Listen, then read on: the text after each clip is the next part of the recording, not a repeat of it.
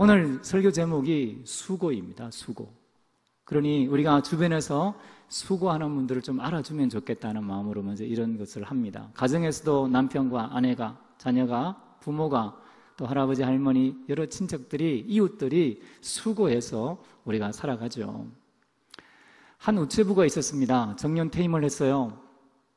그런데 그는 연금 조금과 자기 통장 안에 있는 1,200불, 우리 돈으로 환산하면 약 한 120만 원 정도의 돈을 갖고 있었습니다. 그런데 이 사람은 사람들을 사랑했어요. 자기 이웃들에게 친절히 대하고, 사람들이 물어보면 어떻게 꽃을 가꾸어야 하는지, 어떻게 새를 길러야 하는지 친절하게 알려주며 살았습니다. 그러다가 이분이 한 가지 생각을 하게 되었죠. 사람들이, 자기가 살고 있는 이 도시 사람들은 바다를 잘 모른다는 것입니다. 그래서 바다에 사람들을 좀 데려가서 구경을 시켜주면 좋겠다라는 생각을 하게 되었습니다. 그래서 그는 주문을 해서 책을 몇 권 구입하고 바다에 어떻게 가서 무엇을 하고 돌아오면 행복한 여행이 될까를 고민하고 연구를 했습니다. 그리고 사람들에게 이야기했습니다. 내가 당신을 바다에 데리고 가서 좋은 구경을 시켜드릴 테니 같이 가시죠.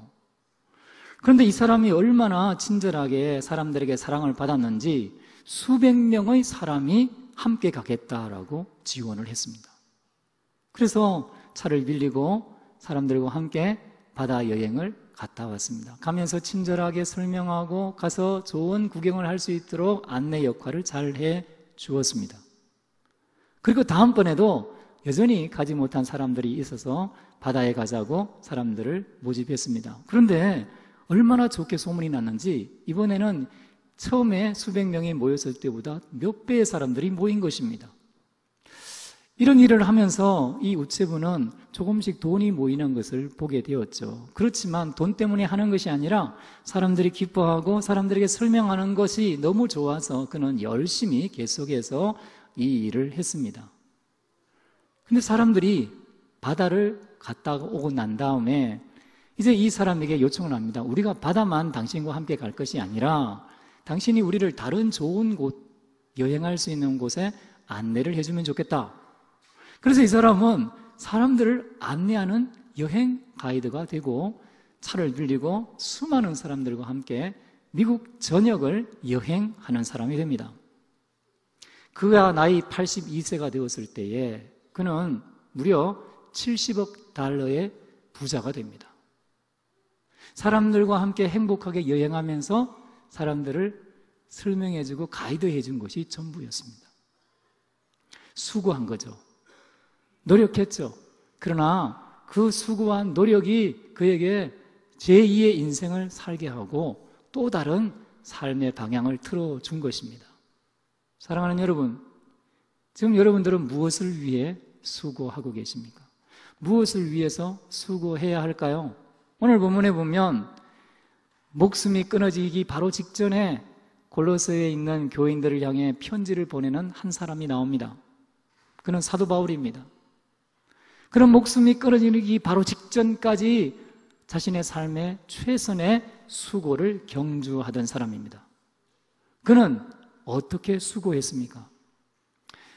그 프리슬러라고 하는 그 사람 우체부가 사람들에게 바다 이야기를 권하고 바다에 대해서 설명을 하고 바다가 좋은 곳이니 가면 반드시 행복하고 마음의 치유가 일어나고 삶의 활력이 있을 겁니다 라고 설득을 하는 과정이 있었습니다. 그래서 이 프리슬리 때문에 많은 사람들이 바다를 경험하고 실제로 바다를 통해서 많은 좋은 치유를 경험하게 되는 것이죠. 또 다른 장소 역시 그렇게 진행을 했습니다. 사도 바울을 보십시오. 우리가 읽었던 본문 28절에 사도 바울이 어떻게 수고했는지가 나옵니다. 여러분, 사도 바울의 수고를 28절 말씀을 한번 같이 읽어볼까요? 바울이 이렇게 말합니다. 우리가 그를 전파하여 각 사람을 권하고 모든 지혜로 각 사람을 가르치면 각 사람을 그리스도 안에서 완전한 자로 세우려 함이니, 이렇게 말합니다. 이 28절을 보면 사도 바울이 어떻게 수고했는가에 대해서 세 가지 중요한 표현을 하고 있어요. 제일 먼저는 각 사람이라라고 하는 표현이 3번 나옵니다. 각 사람을, 각 사람을, 각 사람을. 그리고 모든 지혜로라고 말하고 있어요. 바울이 가지고 있는 모든 힘을 다해서 지혜로 가르쳤다라는 부분이 나옵니다. 그리고 뭐뭐 했다, 뭐뭐 했다, 뭐뭐 했다. 이 3가지 표현이 아주 중요합니다. 우리는 그리스도인으로서 프리슬리 같이 사람들을 좋아하고 사람들에게 친절히 설명하는 것을 뛰어넘어서 사도 바울처럼 마음을 다하고 목숨을 다하고 뜻을 다하고 힘을 다하여 사람들을 사랑해야 됩니다. 예수님이 그렇게 사셨죠. 예수님이 각 고을을 돌아다니시면서 각 사람을 만나서 각 사람에게 하나님의 복음을 전하고 각 사람에게 사단을 내어쫓고 치유를 해주고 가르침을 주셨습니다. 사도 바울 역시 그렇게 산 것입니다. 그래서 사도 바울은 소아시아 그리고 로마에 이르기까지 모든 도시에 갈 수 있으면 가도록 최선을 다해서 복음 전하는 일을 하는 것입니다. 여러분, 우리가 이렇게 사는 것입니다. 우리가 만일 바울의 수고의 모습 중에 중요한 것을 배우려면 이런 모습을 배워야 됩니다. 한 영혼의 최선을 다하는 모습입니다. 우리 교회 안에도 보면 한 영혼을 최선을 다해서 사역을 감당해야 될 여러 단체의 지도자들이 있습니다. 목자가 있고 교사가 있고 찬양대 대장이 있고 또 남녀전도회 회장단들 임원들이 있습니다. 한 영혼 한 영혼의 가치를 제대로 알고 숨길 때에 영혼이 거듭나지고 영혼이 새로워지고 영혼이 기뻐하고 영혼이 변화되어지고 영혼이 성숙하는 일들이 일어납니다. 바울은 그 일을 힘썼던 거예요. 바울은 이렇게 살았습니다. 우리 주변에도 또 저도 여러분도 이런 사람이 되면 참 좋겠습니다. 정치도 경제도 교육도 외교도 안보도 모든 영역에 이렇게 한 영혼을 최선을 다해 섬기는 일이 일어날 때에 하나님의 나라가 우리 가운데 일어나는 것입니다. 또한 바울은 어떻게 수고했습니까? 모든 지혜로 가르쳤다는 거예요. 젖먹던 힘을 다해서 그 주어진 상황에 최선을 다했다는 것입니다. 여러분, 엄밀한 의미에서 하나님의 나라는 내일이 없습니다. 현재의 연속입니다. 과거도 없습니다. 현재의 연속입니다. 하나님은 지금 주어진 그 상황 속에서 목숨 걸고 최선을 다해 젖먹던 힘까지 끌어내며 모든 지혜를 다해서 일하고 있는가? 이것을 보시는 거예요. 그런 사람을 착하고 충성된 종이다라고 불러주시는 것입니다. 바울이 그렇게 살았습니다. 바울은 매를 맞고 강의 위험, 강도의 위험, 동족의 위험, 여행의 위험, 죽음을 무릅쓰고 죽었다가 살아나는 경험까지 하면서 복음을 전하는데 최선을 다하고 주의 일에 힘썼던 것입니다. 우리의 삶의 수고가 이렇게 될 때에 그 삶이 달라집니다.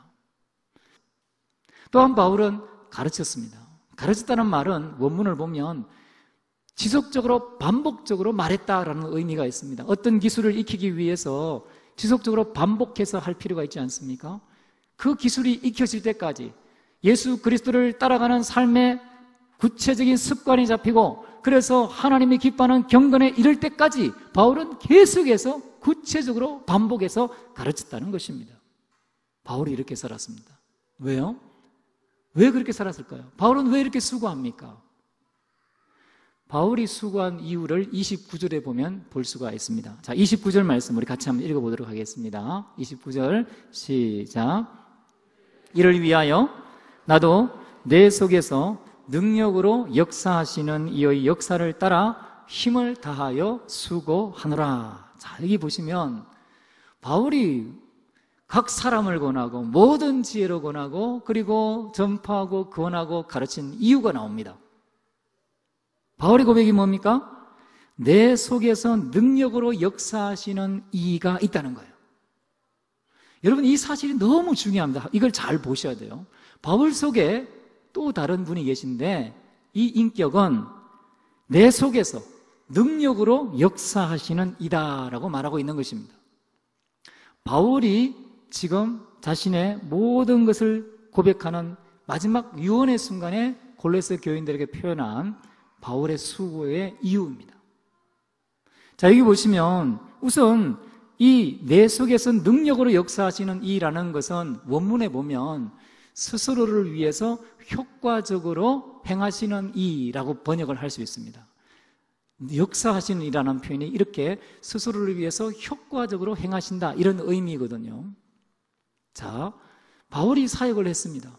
바울이 하나님을 나라를 위해서 헌신을 했습니다. 그런데 각자를 힘을 다해서 가르치고 권하고 전파하면서 사역을 했지만 이 사역이 효과적으로 역사하기 위해서는 반드시 바울 속에 계신 성령의 역사가 있어야만 했습니다. 사랑하는 여러분, 우리가 일하고 수고하는 것이 열매를 맺기 위해서는 반드시 성령의 역사로 일어나는 일이야만 합니다. 그러므로 우리도 왜 수고합니까?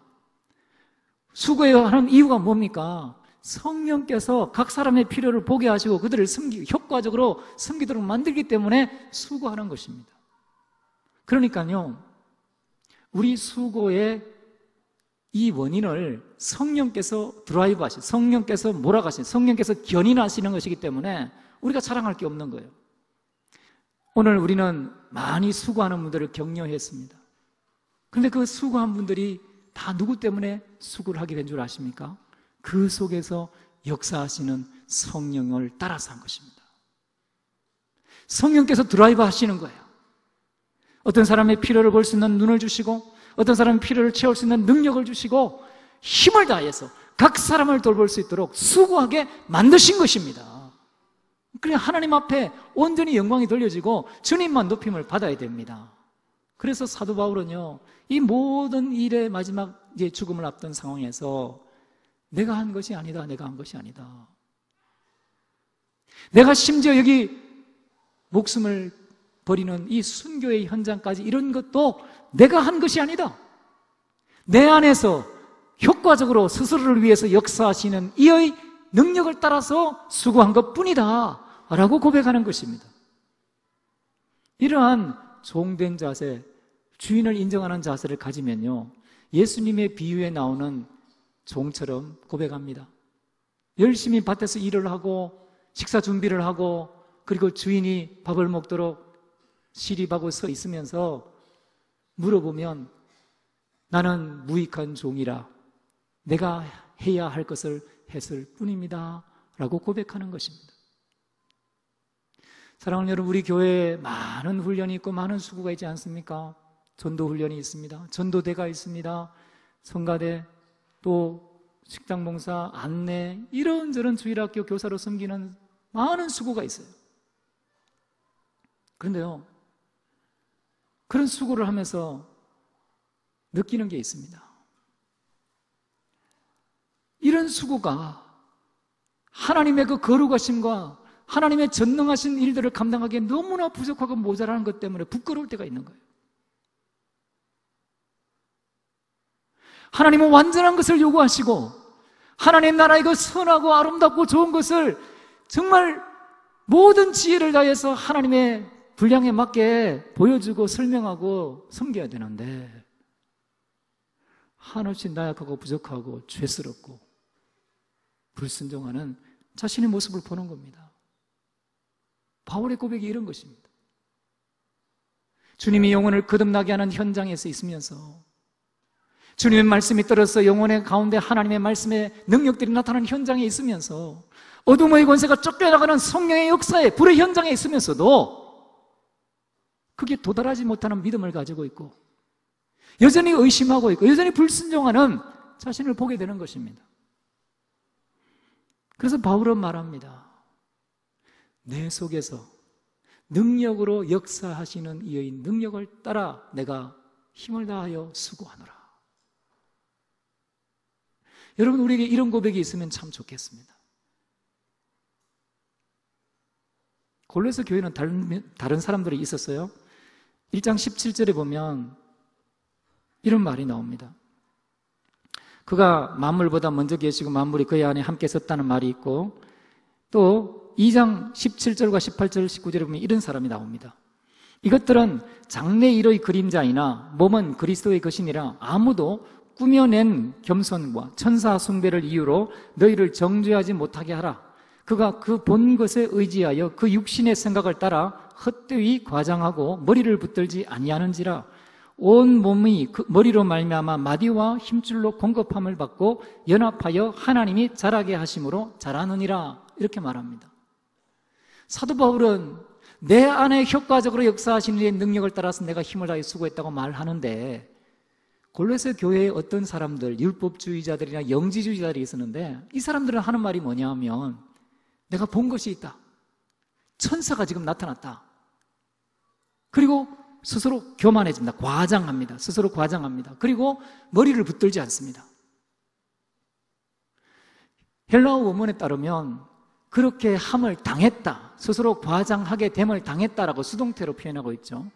여러분, 사단이 하나님을 대적해서 스스로 높여짐을 된 것처럼 이 골로새 교회의 어떤 사람들은 자기가 너무 열심히 일하다가, 그래서 하나님의 능력을 보여주는 그것 때문에 마치 자신이 이 모든 것을 하는 것처럼 착각을 하게 되어지고 머리 대신 예수 그리스도를 붙잡지 아니하는 데까지 나아갔다는 것입니다. 어둠의 역사의 방해에 넘어간 것입니다. 그런데 이 속에서 사도 바울은 뭐라고 말합니까? 각 마디가 연합하고, 그리고 온몸이 머리로 말미암아 힘줄로, 마디로 공급함을 받고 연합해서 자란다라고 고백하는 것입니다. 바울은 뭘 보냐면 한 성도 한 성도 안에 지금 하나님의 성령이 역사하는 것을 보는 것입니다. 자기를 보기에 거급해하는 것이 아니라 예수 그리스도와 예수 그리스도의 능력이 교회 가운데 흘러가는 것을 보기 때문에, 그것 때문에 기뻐하고 그것 때문에 열심을 다해 수고하는 사도 바울의 모습을 볼 수가 있는 것입니다. 할렐루야. 우리는 왜 수고합니까? 성령께서 수고하시는 것밖에 없습니다. 성령이 우리를 그냥 가만히 내버려 두지 않으십니다. 성령 충만을 받으면 그냥 있을 수가 없게 되는 것입니다. 그래서 수고하는 것입니다. 그래서 열심을 내는 것입니다. 성령 충만이 우리 가운데 늘 함께하기를 주의 이름으로 축원합니다. 하나님의 나라, 교회에서 신앙생활을 한다는 것은 자기를 높이는 자리가 될 수 없습니다. 지금 우리 가운데 살아서 역사하시는 성령 하나님, 예수 그리스도, 부활하신 예수님, 하나님, 나 같은 죄인을 살리셔서 주의 나라의 백성 삼는 일들, 주님의 제자를 섬기는 일들, 하나님의 교회가 열방 가운데 빛과 소금의 역할을 감당하는 이 일에 쓰임받게 해주시는 그 은혜가 감격해서 살아계신 주님만 높여드리는 그런 일들이 일어나는 것입니다. 바울이 그렇게 살았습니다. 그러면 이제 우리에게 이 믿음의 수고가 있습니까? 수요일 날 예배를 마치고 어떤 사람이 저에게 면담을 요청했습니다. 그래서 대화를 하기 위해서 의자에 앉았어요. 초청장을 주더라고요. 보니까 대구의 모처에서 목사분들을, 담임 목사나 목사들을 초청을 해서 큰 잔치를 하고 말씀 집회를 한다는 내용이었습니다. 그래서 이야 참 괜찮은 것 같다라고 이제 물어봤어요. 당신은 누구십니까? 여기는 어떤 단체입니까? 누가 이것을 주관합니까? 물어보니까 이게 웬일입니까?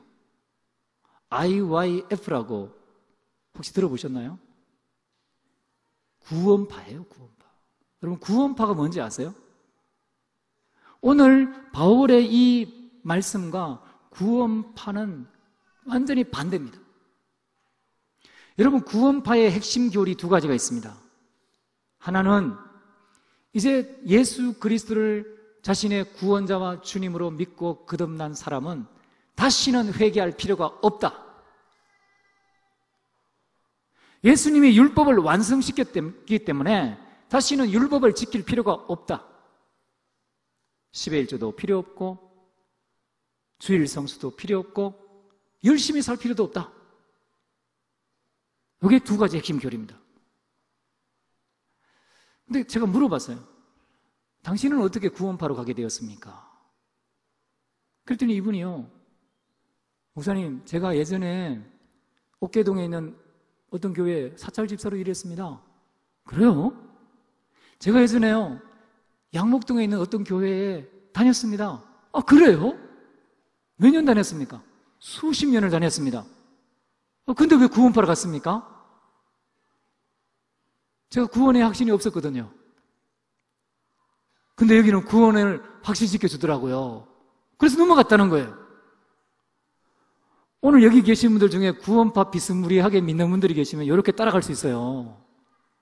잘 들으셔야 됩니다. 여러분, 한번 구원을 깨닫고 끝난다라고 하는 것은 초대교회 때부터 있던 이단의 뿌리를 가지고 있어요. 영지주의자들입니다. 깨닫는 것으로 끝난다는 거예요. 예수님이 가르쳐주신 주기도문에 보면 우리가 우리에게 죄 지은 자를 사하여 준 것 같이 우리 죄를 사하여 주시옵고 라고 기도하게 되어 있습니다. 다윗이 구원받았습니다. 그런데 다윗은 음행을 행하고 난 다음에 우리아를 죽이고 난 다음에 침상을 띄우며 하나님 앞에 회개합니다. 돌이킵니다. 요한계시록을 보십시오. 회개하지 아니하는 자라는 말이 나옵니다. 첫사랑을 잃어버린 교회에 예수님이 경고를 합니다. 첫사랑을 회복해라. 돌이켜라. 회개해라. 돌이켜라. 그렇지 아니하면 내가 너에게 임하여 촛대를 옮겨버리겠다. 예수님이 베드로를 발을 씻기려고 할 때에 베드로가 거절합니다. 예수님, 주님이 왜 내 발을 씻깁니까? 안 됩니다. 그때 예수님 뭐라고 말합니까? 내가 너의 발을 씻기지 아니하면 너와 내가 상관이 없다. 베드로가 주님, 그러면 내 온몸을 씻겨주십시오. 목욕시켜주십시오. 그때 예수님 뭐라고 말하죠? 이미 목욕한 자는 발만 씻으면 된다. 구원과 구원 이후의 회개의 삶에 대해서 오해할 수 있습니다. 여러분, 이것을 마치 과거의 어떤 한 시점에 일어난 사건을 내가 깨닫는 정도로 구원을 이해하면 마귀하고 똑같이 이해하는 것입니다. 여러분, 마귀는 예수님을 압니다. 예수님 앞에 와서 무릎 꿇고 경배했습니다. 예수님을 깨달았어요. 하나님의 아들로 알았습니다. 예수 그리스도의 십자가 구원이 죄사함을 위한 구원인 줄 알았습니다. 그런데 마귀는 왜 지옥 불못에 들어가야 됩니까? 마귀와 그 사자들을 위해서 예비한 그 지옥으로 불신자들과 함께 들어가는 이유가 무엇입니까? 예수 그리스도를 인격적으로 교제하며 따르지 않기 때문입니다. 주인으로 섬기지 않기 때문입니다. 심지어 예수님을 보십시오. 예수님이 부활하신 다음에 하신 일이 무엇입니까? 그의 죽으심으로 말미암아 우리가 의롭게 되고 그의 부활하심으로 말미암아 우리의 부활의 소망을 가졌는데 이미 이 일을 다 이뤘는데 그러면 하나님 나라 가면 끝이죠. 근데 예수님 뭐 하십니까? 그때부터 제자들을 가르칩니다. 40일 동안 하나님의 나라에 대해서 가르치시는 거예요. 끊임없이 지금도 주님은 우리 가운데서 일하고 계십니다. 그리고 우리가 열심을 다해 주님을 섬기기를 원하십니다. 뒤돌아보고 물러가는 사람을 기뻐하지 않으십니다. 하나님이 인격체이기 때문입니다. 사랑하는 여러분, 열심을 내십시오. 하나님이 기뻐하는 믿음의 수고를 하십시오. 그리고 성령을 고통스럽게 하는 자리에서 벗어나십시오. 하나님 기쁨 되시기를 주의 이름으로 축원합니다.